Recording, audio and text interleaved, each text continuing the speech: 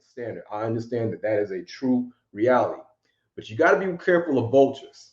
You got to be careful of parasites, because what they will do, as they have always done, is swoop in and figure out a way to make money off of you. And one of the number one ways to make money off of any market is to pander to them. So for me, in my opinion, the body positivity movement has become the body pandering movement.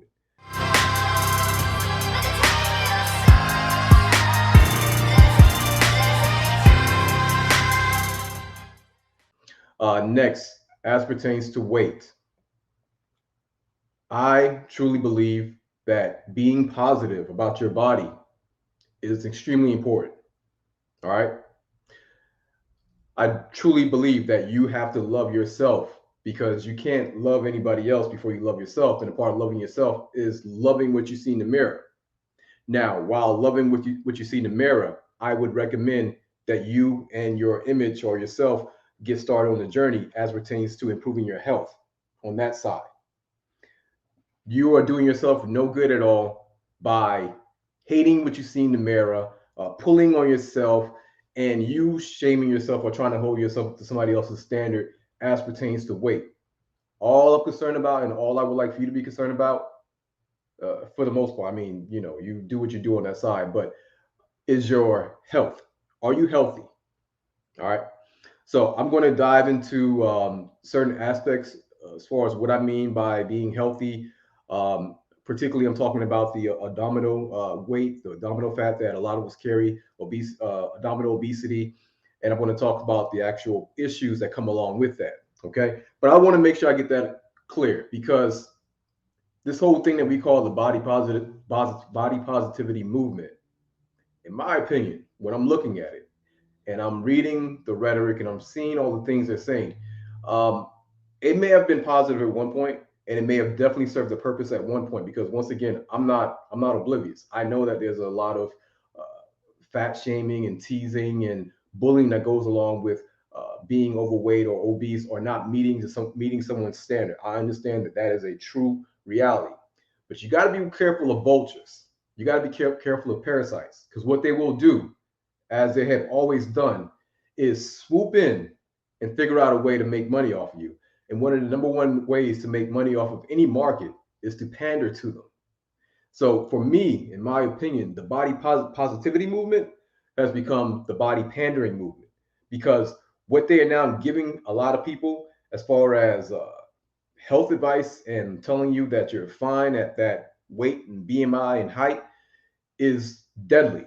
And we are unfortunately seeing that play out right now.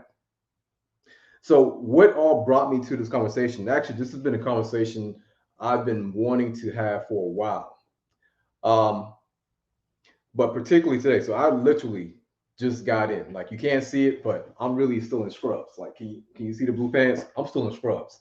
I just got in, and but people, my family. So I call my audience, my family. You all send me a lot of articles. You all send me a lot of blogs and things to read, videos and everything like that. So continue sending those things that you would like to hear my opinion about. But the one that caught me today was apparently a CEO of a restaurant made a comment, and we're going to go through that. And based on the comment that the CEO made, they drug his ass through the mud. They drug him through the mud.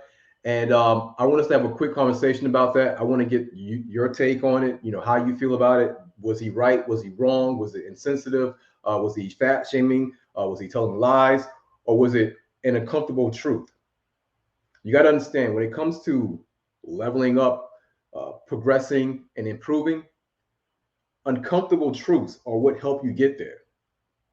Me lying to you and telling you that, yo, everything's gonna be fine. Don't worry about it. It's not your fault. It's not a disease. It runs in your family. There was nothing you could do about it. That's pandering. And it's also deadly, because if I'm telling you that there's nothing you could have done about your diabetes, there's nothing you could have done about your blood pressure, there's nothing you could have done about your weight at all, not only am I pandering to you, not only am I lying to you, I most likely have some type of medication or some type of product to sell to you to manage that condition that you're dealing with. But while you're managing that condition, you're still progressing down that road to stroke, heart attack, amputation, dialysis. You're still progressing down that road to a cardiac stent. You're still progressing down that road into ultimately death. And down that road, not only is it littered with your pain and your suffering, but it's also littered with your receipts and your insurance bills and your missed vacations or your missed graduations from your loved ones because you simply could not get on the plane because of the swelling in your legs. And I'm saying all this based off of true stories that I know personally. So I want to make sure that you don't have to believe and take what I say, but I am asking you to have an independent thought. At the end of the day, that's really what I want for you all to do is have an independent thought, even if it makes you uncomfortable, even if the things that we are saying are uncomfortable. Is it true? All right.